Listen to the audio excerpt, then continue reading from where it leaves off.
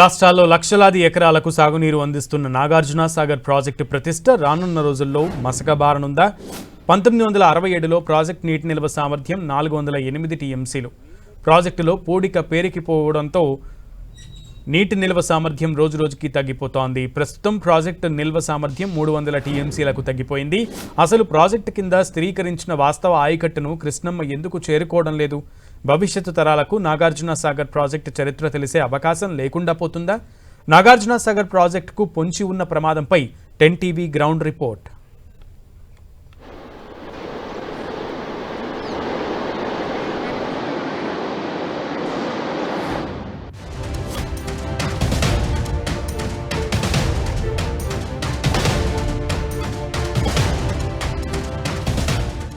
ఇరు తెలుగు రాష్ట్రాల రైతాంగానికి వరప్రదాయిని నాగార్జున సాగర్ ప్రాజెక్టు.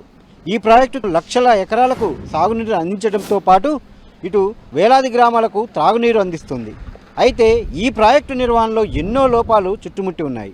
ఇటు ప్రాజెక్టు నిర్వహణ నుంచి మొదలుకొని స్పిల్వే వరకు కూడా చాలా సమస్యలు ప్రాజెక్టుకి ప్రమాదకరంగా మారాయి. అసలు నాగార్జున సాగర్ ప్రాజెక్టు డ్యామ్ నిర్వహణలో ఉన్న లోపాలేంటి, డ్యామ్కు ఉన్నటువంటి ప్రమాదం ఏంటి, ఇదే వాటి గ్రౌండ్ రిపోర్ట్.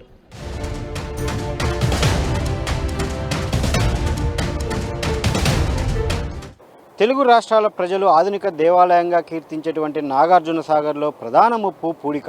మనం చూడవచ్చు, ఈ నాగార్జున సాగర్ రిజర్వాయర్ ఇటు నిర్మాణ సమయంలో దీని మొత్తం గరిష్ట అంటే నీటి నిల్వ సామర్థ్యం 408 టీఎంసీలుగా ఆ రోజు నిర్ణయించడం జరిగింది. 400 టీఎంసీల నిల్వ సామర్థ్యంతో నాగార్జున సాగర్ రిజర్వాయర్ని ఏర్పాటు చేయడం జరిగింది.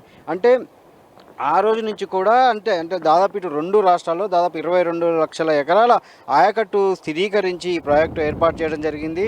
అదేవిధంగా వేలాది గ్రామాలకు తాగునీరు అందించే ఉద్దేశంతో ఈ ప్రాజెక్టు నిర్మాణం సమయంలో నిర్ణయించడం జరిగింది.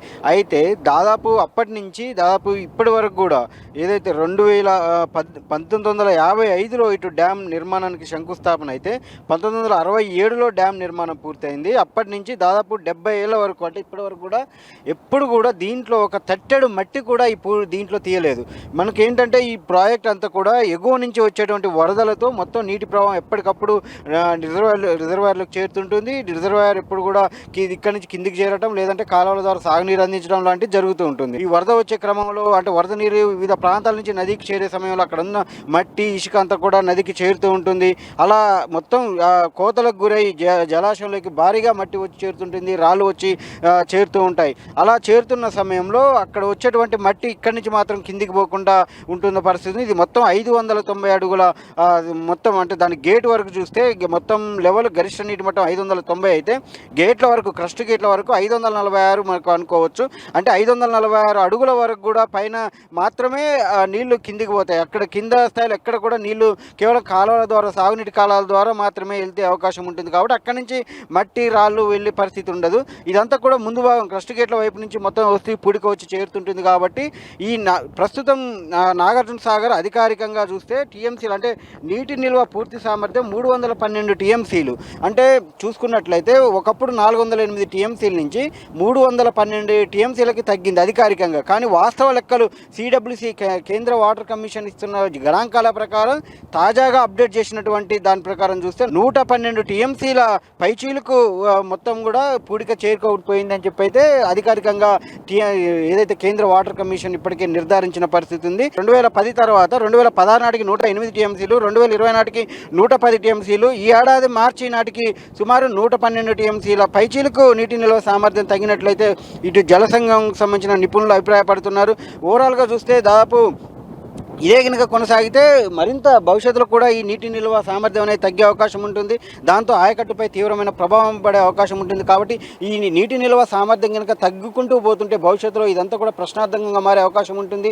ఇప్పటికిటు విదేశాల నుంచి అంటే ఏదైతే ఒండు ద్వారా కొట్టుకొచ్చినటువంటి మట్టి అంతా కూడా గట్టిగా స్ట్రాంగ్గా మారి అదంతా కూడా రాళ్ళలాగా మారిపోయింది. కాబట్టి అది తీయడానికి లేదని చెప్పి కొంతమంది నిపుణులు చెప్తున్నారు. కేవలం ఇసుక రాళ్ళు అట్లాంటివి అంటే మనకు మామూలుగా ఈ తాజాగా వచ్చినటువంటి పై ఇసుకను మాత్రం తొలగించే అవకాశం ఉంటుంది. గట్టిగా ప్రయత్నిస్తే కనీసం ఈ 112 టీఎంసీలో సగం వరకన్నా మనం రికవర్ చేసుకునే అవకాశం ఉంటుందన్న ఒక అభిప్రాయం కూడా జలవనరుల నిపుణులు అయితే చెబుతున్నారు. కాబట్టి ఖచ్చితంగా దీన్ని ప్రాజెక్టుని కాపాడుకోవాలంటే నీటి పూడికకు సంబంధించి తొలగించడంతో పాటు వీలైనంత వరకు తొలగించడంతో పాటు అదేవిధంగా పూడిక రాకుండానే పైన ఒక మినీ డ్యామ్ లాగా నిర్మించుకోవాలని చెప్పి గతంలో నిపుణులు హెచ్చరించిన పరిస్థితి ఉంది. అలాంటి ప్రయత్నాలు కూడా చేస్తే బాగుంటుందన్న అభిప్రాయం ఇటు రైతుల్లో అధికారులు వ్యక్తమవుతా ఉంది.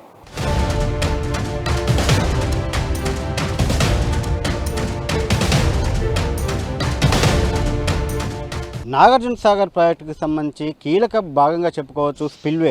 ఏదైతే అంటే ఒక క్రస్ట్ గేట్లు ఎత్తిన తర్వాత ఎత్తు నుంచి మొత్తం కిందికి దూకుతూ కృష్ణమ్మ పరవళ్ళు తొక్కుతూ దూకుతూ ఉండేదాన్ని మనం స్పిల్వే అంటాం. ఏదైతే మనం డ్యామ్ చూసినట్లయితే ఆ కింద ఆ స్లోప్గా ఉన్నటువంటి ఆ మొత్తం 26 క్రస్ట్ గేట్లకు సంబంధించి అది కిందికి ఉన్నదంతా కూడా అది స్పిల్వే. దాటిపై నుంచి కృష్ణమ్మ దూకుతూ అంటే గేట్లు ఎత్తిన సమయంలో అదంతా కూడా కనుల విందుగా కనిపిస్తూ ఉంటుంది. గేట్లు ఎంతవరకు ఎత్తితే ఆ ఫోర్స్ నీటి ఉధృతి అంతా కూడా ఆ స్పిల్వే నుంచే దూకి కిందికి వెళ్తూ ఉంటుంది. అంటే స్పిల్వే పైన మొత్తం కూడా ఆ నీటి ప్రవాహం ఎన్ని లక్షల క్యూసెక్లు విడుదల చేస్తే అదంతా కూడా ఆ స్పిల్వే పైన దాని ప్రభావం పడే అవకాశం ఉంటుంది. ఫోర్స్ అనేది ఆ స్పిల్వే పైన పడి మనం చూడవచ్చు విజువల్స్లో కూడా స్పిల్వే అనేది కొంత డ్యామేజ్ అవుతూ ఉంటుంది. దాదాపు 30 మీటర్ల వరకు కూడా ఆ గోతులు ఉన్న పరిస్థితి ఉంది. 2009లో భారీగా వరద పోటెత్తినప్పుడు మాత్రం ఈ స్పిల్వే పూర్తిగా దెబ్బతిన్నది.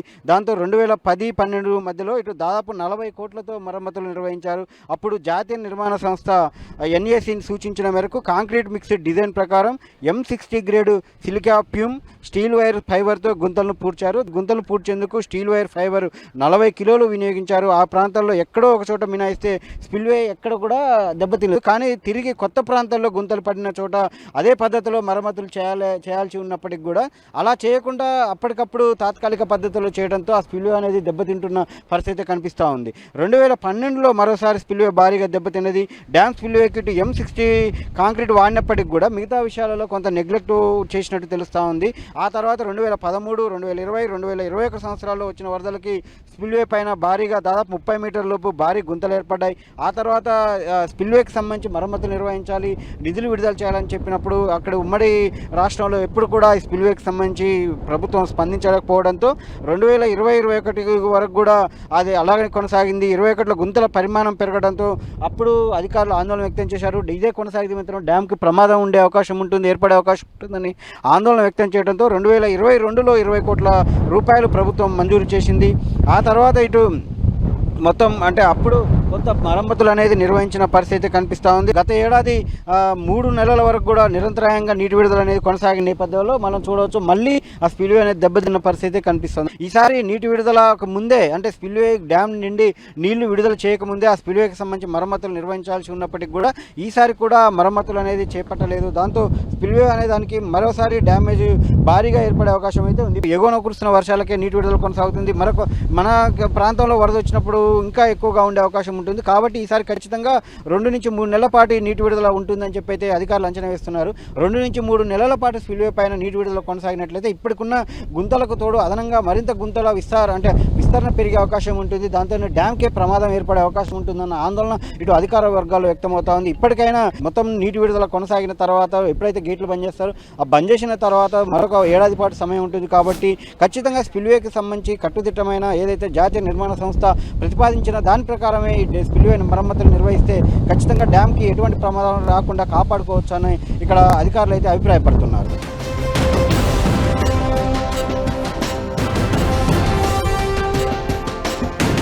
నాగార్జున సాగర్ అనగానే ప్రపంచవ్యాప్తంగా పేరొందినటువంటి పర్యాటక కేంద్రంగా గుర్తింపు ఉంది.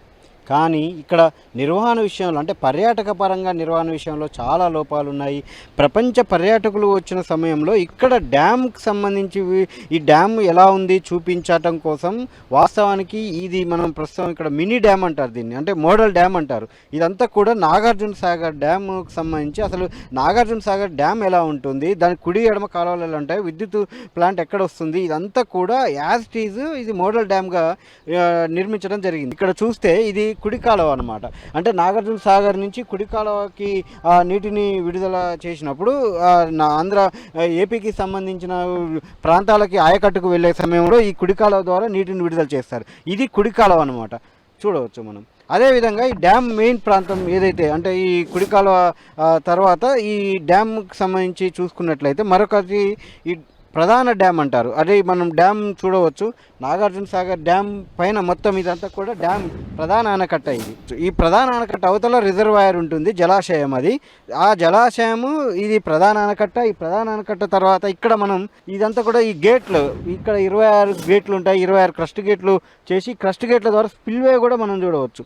స్పిల్వే కూడా ఎలా ఉంటుంది అనేది కూడా, అసలు డ్యామ్ ఎలా ఉండాలనేది మొదటి ఇక్కడ నిర్మించిన తర్వాతే అక్కడ దాన్ని నిర్మాణం అనేది చేపట్టారు. దానికి సంబంధించి అంటే ఈ మోడల్ డ్యామ్ని అప్పుడు ప్రధానిగా ఉన్నటువంటి లాల్ బహదూర్ శాస్త్రి కూడా సందర్శించారు.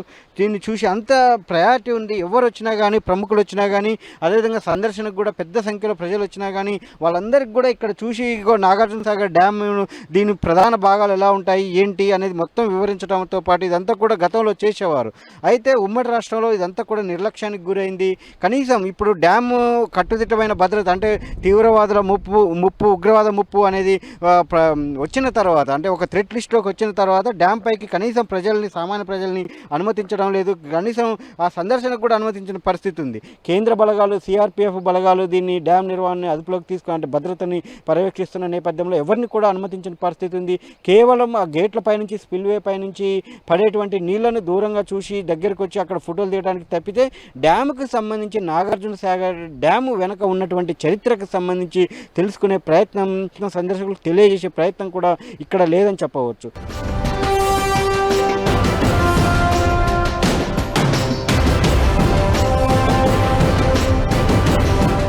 నాగార్జున సాగర్ ప్రాజెక్ట్ అంటేనే సాగునీటికి కీలకంగా చెప్పుకోవచ్చు. ఇరు తెలుగు రాష్ట్రాలకు దాదాపు 20 లక్షల ఎకరాల పైగా ఇటు సాగునీరు అందించే ప్రాజెక్టుగా నాగార్జున సాగర్ ఉంది. ఈ నాగార్జున సాగర్ నుంచి సాగునీరు అందించడానికి ప్రధాన వనరులు ఈ కాలువలు, సాగునీటి కాలువలు. ఇటు నాగార్జున సాగర్కి సంబంధించి 2 కాలువలు ప్రధానంగా, ఇటు కుడి కాలువ, ఎడమ కాలువ. మనం ప్రస్తుతం ఎడమ కాలువ మీద ఉన్నాం. ఈ కుడి కాలువకి సంబంధించి ఇటు ఏపీలోని పలు జిల్లాలకు, గుంటూరు అదేవిధంగా ఇతర జిల్లాలకు, ఇక్కడ పల్నాడు జిల్లాలకు సాగునీరు అందిస్తుంది. అదేవిధంగా ఇక్కడ ఏదైతే ఎడమ కాలువ చూస్తే ఇటు తెలంగాణలోని నల్గొండ, సూర్యాపేట, ఖమ్మం, దాంతోపాటు కృష్ణా జిల్లాలోని పలు ప్రాంతాలకు కూడా సాగునీరు అందిస్తుంది. ఈ 2 కాలువల అనుబంధంగా మరిన్ని కాలువలు, మేజర్లు మొత్తం కూడా ఇటు ఎడమ కాలువ పరిధిలో 11 లక్షల ఎకరాలు, అదేవిధంగా కుడి కాలువ పరిధిలో 10 లక్షల పైన ఎకరాలను సాగునీరు అందించేందుకు, అదేవిధంగా కొన్ని వేల గ్రామాలకు సాగునీరు అందించేందుకు ఈ 2 ప్రధాన కాలువలే కీలకంగా చెప్పుకోవచ్చు. అయితే ఈ డ్యామ్ నిర్వహణకు సంబంధించి ఈ కాలువల నిర్వహణ కూడా అంతంత మాత్రంగానే ఉండటంతో చాలా వరకు రైతులకు ఆయకట్టు చివరి వరకు నీళ్లు పోని పరిస్థితి, నీళ్లు సాగులోకి వెళ్ళని పరిస్థితి అయితే ఉంది. చివరి ఆయకట్టు చివరి భూమిలోకి ప్రతిసారి కూడా ఇటు ఎండమావిగా మారుతున్న పరిస్థితి అయితే కనిపిస్తూ ఉంది. ఎందుకంటే ఇప్పుడు మనం చూస్తున్నాం విజువల్స్లో ఈ కాలువ చుట్టూ కూడా ఒక సిమెంట్ రైలింగ్ కనిపిస్తూ ఉంది. ఇది సాగర్కి దగ్గర కాబట్టి ఇక్కడ వరకు ఈ రైలింగ్ అనేది కొంచెం మంచిగా ఉంది. కానీ ముందుకు వెళ్ళే కొద్దీ మొత్తం కూడా కాలువ కట్ట బలహీనంగా మారి అక్కడక్కడ మొత్తం గండ్లు పడుతున్న పరిస్థితి ఉంది. గత ఏడాది సూర్యాపేట జిల్లా నడిగూడెం మండలం రామచంద్రపురం వద్ద పెద్ద గండ్లు, 2 గండ్లు పడి మొత్తం కూడా కొట్టుకుపోయిన పరిస్థితి ఉంది. అదేవిధంగా గత ఏడాదే వేములపల్లి వద్ద ఒక బుంగ పడింది. మొత్తం అంటే దానికి లోపల నుంచి బుంగ పడి నీళ్ళంతా కూడా లీక్ కావడంతో ముందస్తుగా రైతులు అప్రమత్తమై దాన్ని బూడ్చివేయడంతో పెద్ద ప్రమాదం తప్పింది. అందుకంటే 2 ఏళ్ల క్రితం ఇక్కడ నెడమలూరు మండలంలో ముప్పారం వద్ద కూడా భారీగా గండి పడిన పరిస్థితి ఉంది. ఎక్కడ కూడా కాలువకు సంబంధించి దాని సామర్థ్యం స్థాయిలో, అంటే ప్రతి ఏటా కూడా ఎప్పుడైతే ఏసంగి పంటలు పూర్తయిన తర్వాత, సాగునీరు బంద్ అయిన తర్వాత కాలువలు మరమ్మతులు చేయడం, రైలింగ్ ఎక్కడెక్కడ ఈ కాలువ కట్ట బలహీనంగా ఉందో అక్కడ దాన్ని స్ట్రెంగ్తన్ చేసుకోవడం అనేది ప్రతిసారి జరిగే ప్రక్రియ. కానీ గత 2 ఏళ్ల నుంచి చూస్తే మాత్రం కనీసం సాగునీటి కాలువల నిర్వహణ కానీ, మరమ్మతులు కానీ నోచుకోవని పరిస్థితి అయితే కనిపిస్తూ ఉంది. 4,444 కోట్లతో 2008లో సాగర్ ఎడమ కాలువ, కుడి కాలువ ఆధునీకరణ పనులకి ఇటు ప్రపంచ బ్యాంకు, అదేవిధంగా కేంద్ర రాష్ట్ర ప్రభుత్వాలు కలిపి ఈ మొత్తం కూడా ఇది ప్రాజెక్టు చేపట్టడం జరిగింది. 5 ప్యాకేజీల్లో మొత్తం ఈ ఒప్పందం చేసుకోవడం జరిగింది. 1,026 కోట్లతో ఒప్పందం జరిగింది. అయితే 6 ఏళ్లలో పనులు పూర్తి కావాల్సి ఉంటే మొత్తం 10 ఏళ్ళు గడిచినా కానీ అంటే కాలువకు పూర్తి స్థాయిలో లైనింగ్ చేయలేకపోవడం వల్ల ఇక్కడ పడితే అక్కడ గండ్లు ఏర్పడే పరిస్థితి కనిపిస్తూ ఉంది. గత 2 ఏళ్లుగా కనీసం సాగునీటి శాఖ, ఇరిగేషన్ శాఖ కనీసం ఆ విషయంలో దృష్టి పెట్టలేదని చెప్పవచ్చు. ఇది ఓవరాల్గా నాగార్జున సాగర్ ప్రాజెక్టు అనుబంధంగా నెలకొన్నటువంటి సమస్యలు. ఈ సమస్యలు కనుక పరిష్కారం అయితే నాగార్జున సాగర్ అనేది రైతులకు కీలక ఆయపట్టుగా చెప్పుకోవచ్చు. మొత్తం ఈ నీళ్లు సజావుగా కొనసాగినట్లయితే ఇటు ఆయకట్టు పరిధిలో మొత్తం చెరువులు అదేవిధంగా కుంటలు కూడా నీళ్లు వస్తాయి. అదేవిధంగా నీళ్లు ఎక్కువ వచ్చినట్టయితే అంటే పూర్తి సామర్థ్యంతో నీళ్ళు వస్తాయి. మొత్తం సాగునీరు కూడా ఎక్కువగా చివరి భూములు ఆయకట్టు చివరి భూములకు కూడా సాగునీరు అందే అవకాశం ఉంటుంది. ఇది నాగార్జున సాగర్ ప్రాజెక్టు పరిస్థితిపై గ్రౌండ్ రిపోర్ట్. కెమెరా పర్సన్ వెంకన్నతో చంద్రశేఖర్, 10 టీవీ, నల్గొండ.